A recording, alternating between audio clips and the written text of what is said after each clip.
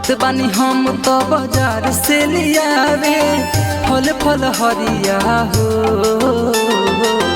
कहिया के गोबरा लिया के तुली पा घरवा दुआरिया हो।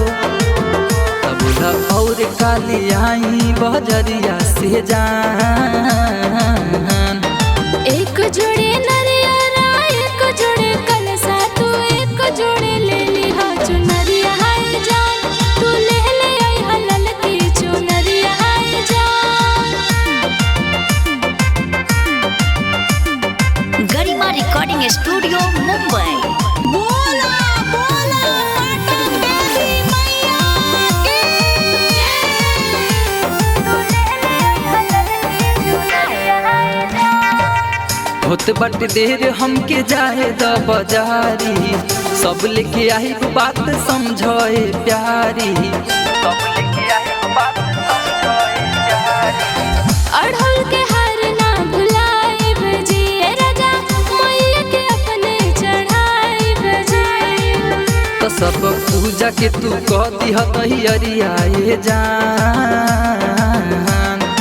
एक जोड़े नरिया एक जोड़े कलसा तू एक जोड़े ले ली हा चुनरिया हाय जान। तू ले ले आई हलल की चुनरिया हाय जान। तू ले ले आई हलल की चुनरिया हाय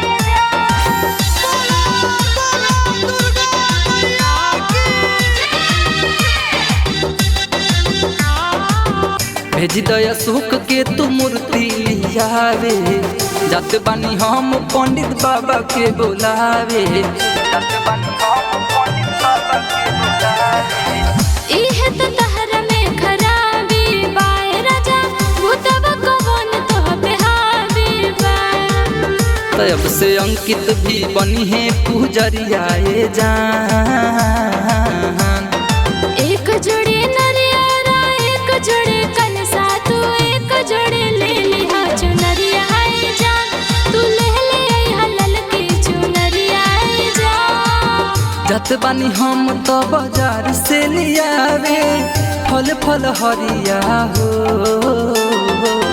कहिया के गोबरा लिया के तुली पा घरवा दुआरिया हो।